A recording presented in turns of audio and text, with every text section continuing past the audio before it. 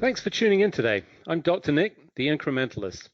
Join me as I seek out the small incremental changes being applied in other industries that we can learn from and that can be applied in healthcare.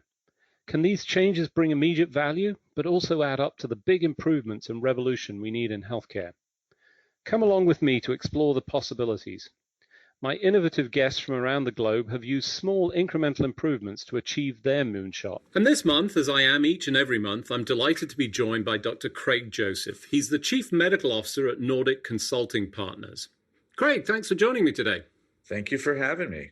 So this is July's news you can use, July 2023. It's the middle of summer. We're under a massive heat wave, or at least some people are. It seems spreading all over the place.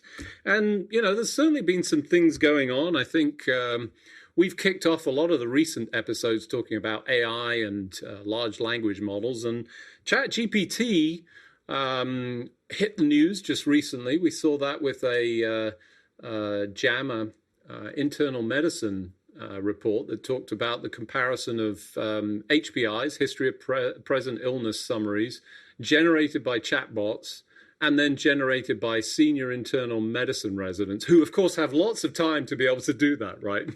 They've got nothing better to do. Let's be and they're really excited about it, of course. So how did it do? You know, I'll summarize it as I think we've summarized many things with generative AI. It's all about the prompt, baby. Oh, yeah. Prompt engineering.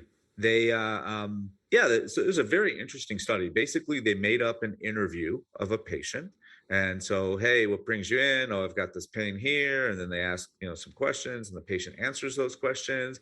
And then from that, you're supposed to generate, if you were a human, you would generate a history of present illness, HPI.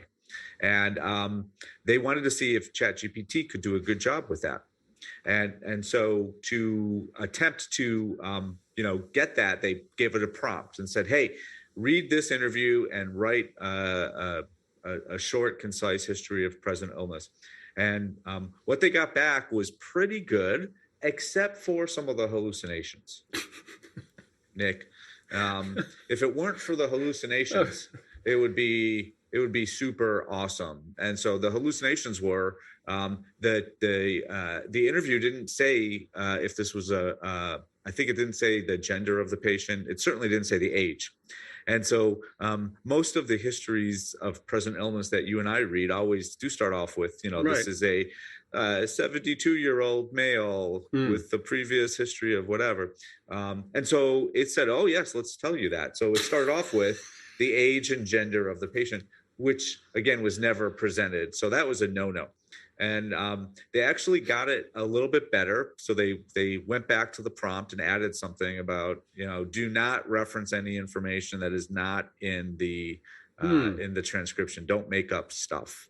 And then they made another little tweak. So they tweaked it 3 times. And by the third time, they tweaked it twice to get to the third version. And by the third version, it was pretty good. It did a pretty good job. Many doctors, some of the attendings were asked to read these histories and say, hey, was this a human that created this, or was this a chatbot? And they could still generally tell, not 100%, but I think it was like 65%. I'm just going to say they can probably tell because they know that some tired senior resident or junior resident is going to produce something that is way more succinct. Well, that might be true. That's an easy ask. I don't think that was a fair question. But anyway, sorry, I'm interrupting. Under any circumstances, it was quite interesting. This thing was not, this is not a specific, kind of healthcare AI. It's just kind of off the shelf, the same stuff that you and I have access to. And so it's pretty good that it got that far with very little training. I do not think that this is on the hype cycle. I think that the generative AI, like this text-based generative AI, is really there. Again, as we've said probably for a year now, it makes stuff up. Yeah, it gets its facts wrong. So yes, it all should be reviewed before it's trusted. But but still, if it can do the first pass and get it 80% of the way there, that's a huge help. Yeah, so I'm going to completely step outside of my lane here and suggest that what's really interesting about this is that it gives a little bit of insight into one of the challenges that I think we have with these LLMs and AI content generation in understanding how they do it, right? And everybody says, well, and you even use it. We both do, but I try not to hallucinate, anthropomorphize these devices that are essentially word generators. And what I find interesting about the fact that they pulled out, this is a male, age 72 or whatever it was, is it gives me a little bit of a peek underneath the covers, and I could be entirely wrong, that says, what it's doing? It's saying, I found all of these clinical things and phrases that were linked in some other document somewhere else in the billions of data points and so forth. And I see that, and as I look further up the tree, I see it started with this, and I'm just going to pull that up. So it helps me understand why it comes up with data that's not really there, because that's the purpose. The other thing that strikes me as you describe this is their reaction, because my reaction to that would have been, hold on a second, why did you do that? And I think that tends to dive off into this deep end of AI interactions where the system gets angry or, stamps its feet based on some of the things that I've read.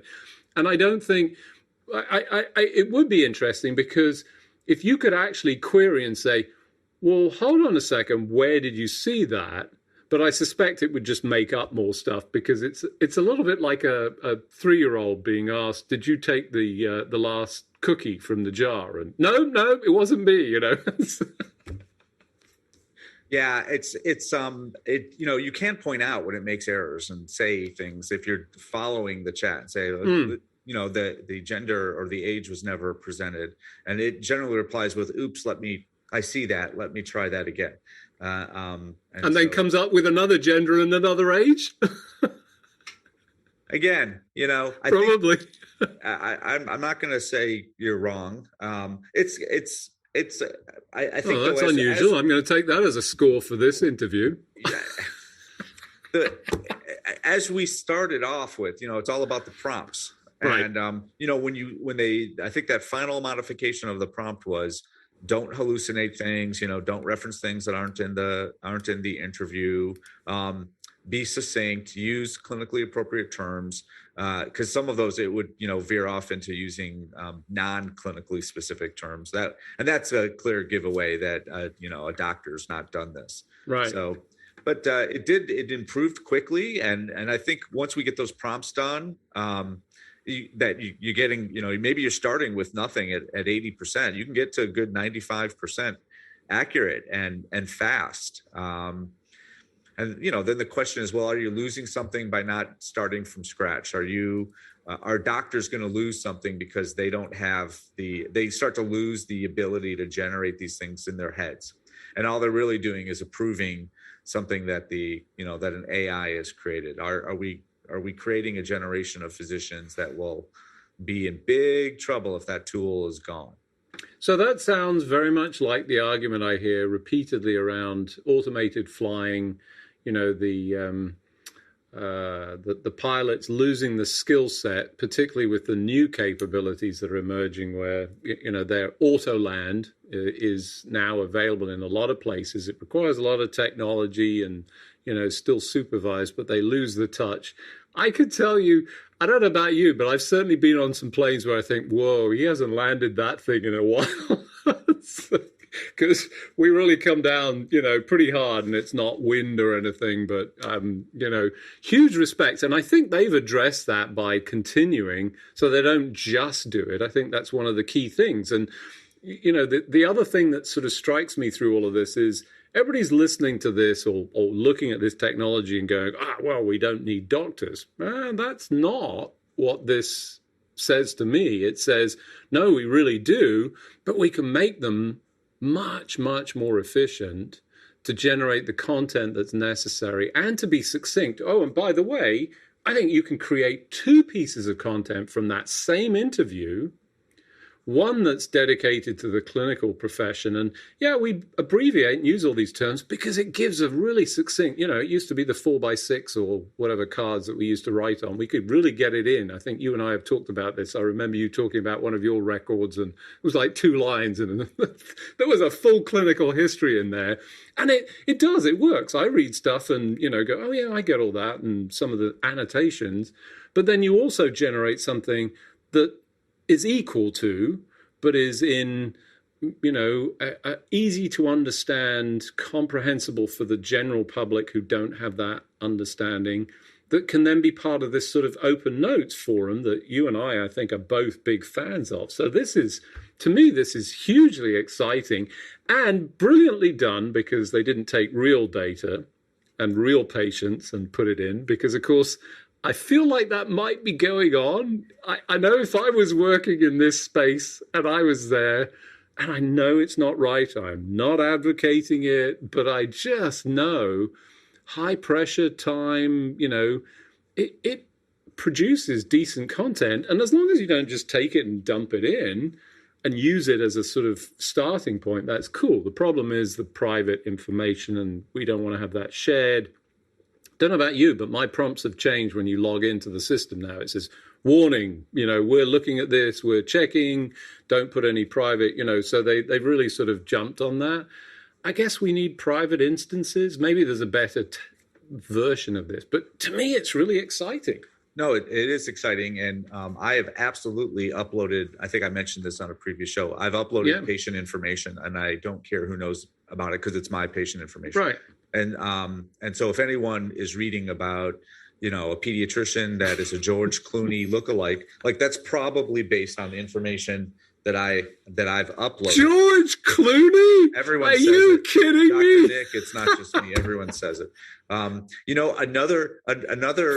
I don't think anyone's talking about getting rid of physicians. I think we're talking about making physicians more efficient. Also, kind of adding expertise to physicians that might be outside their areas. And I think of when I, as a pediatrician, I learned many things that focus on kids and that are rarely seen.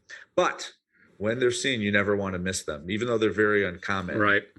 And a good example of that, I'm just going to give this rather odd reference. I remember being a second-year resident, and we were doing board review with the chief resident. So there's 30 of us in a room, and they put up a slide, and it was a picture of a young child, and without clothes on, face down, and there's this big rash all over the lower back and the buttocks and the upper legs.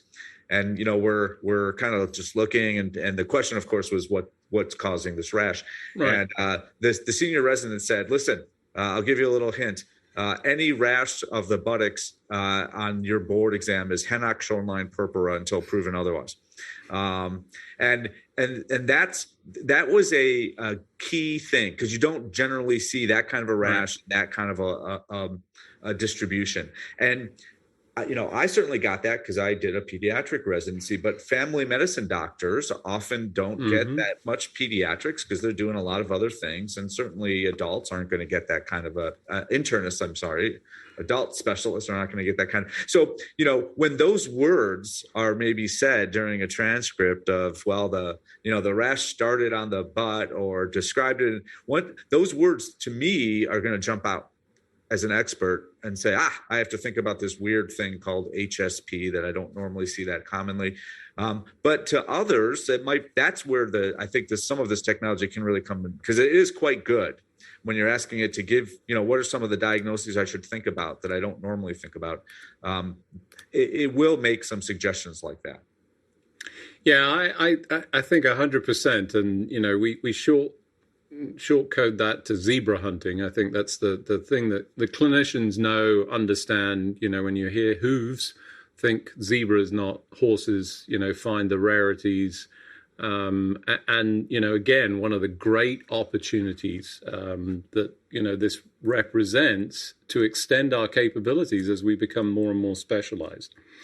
For those of you just joining, I'm Dr. Nick, the Incrementalist. Today, as I am each and every month, I'm delighted to be joined by Dr. Craig Joseph. He's the Chief Medical Officer at Nordic Consulting Partners. We're news you can use for this past month. We, of course, spent a fair amount of time on ChatGPT, and I think a great piece of research demonstrating the value proposition done in a, I think, very clever way with good detail, diving into. And, we both concur in this particular area, and I'll sort of re-emphasize it. The prompt engineer or prompt whisperer is going to be a critical skill set going forward. It doesn't matter where you work, as a clinician, engineer, programmer, you name it. I think it's absolutely key to all of that. So, all good news. Let's move on to some other things whilst we still have a bit of time. There was a publication in Nature talking about digital health for aging populations. We are seeing more and more folks trying to push away from the hospital. I know we're still building them. That still surprises me when I see this, but nobody really wants to spend time there. I know I don't. To be clear, they're essential and important, but, from an aging standpoint, we want to stay out of them as much as possible and use them for the very specific purposes. But how do we support that activity? And, the reality is that there's all these technologies and the wearables and the various digital innovations that have this enormous potential to drive independence. But are we using it correctly? Do we have the right pieces that are in place? Is what categorization? I think we've established at this point that, they have to be clinically valid. I know I certainly in the past have sort of not dismissed it, but discounted it and said, if you're just getting some measure, but I've seen too many of these measures where I go, oh my God, really? That's I had a blood pressure cuff, to be clear, one of those, cheapos that I bought, and I was doing really well, and I'm thinking, oh, this is really cool. And then I think it might have been my daughter, who's an emergency room physician, and she was, you should check this properly. And we got my old sphygmomanometer out, and hell, it was way, way off. So I'm super careful with it. So, there's those elements. I think there's fantastic technology. I've used a CGM, don't know about you, but I use it. It's informative. I don't have it on all the time, but and I have a ring that's tracking everything. It's been fantastic. I'm recovering from some procedures that were done. I've seen the sort of steady progression of sleep and the improvements. How do we get all this reconciled? What are your thoughts around all of that? And indeed the paper. It's good, Nick. No, I was trying to think of something sarcastic to say because you're asking these very big questions to which there are no easy answers. I think, firstly, we have to acknowledge that many of us stereotype the elderly as being tech phobic, right? They don't understand. They don't want to be around. It's too confusing, and they'd rather, kind of stick with their old ways. And my experience, and I think the experience of many, is that is not the case. It's often the opposite of that. In fact, my mother-in-law got kicked off Facebook.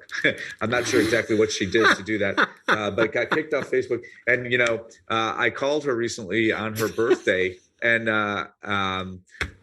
she said, I don't know how to get back on. I don't know what to do. And I said, well, let me take I'll take at least one stab at trying to get it better. And she said to me, that's the best birthday present I've had in a long time.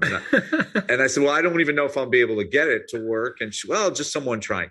My point being that technology, which is very kind of low tech at this point, is something that she really relies on and likes. And I think a lot of these things, I'm looking at one of the pictures from that article, and, it shows some wearables that are really not like, we're not talking about full-time getting your blood pressure checked every 2 minutes, like when you're in the hospital, but hey, are you moving around enough? Like, do we, because if you've fallen, maybe we could detect that fall either via a camera or something that you have on you.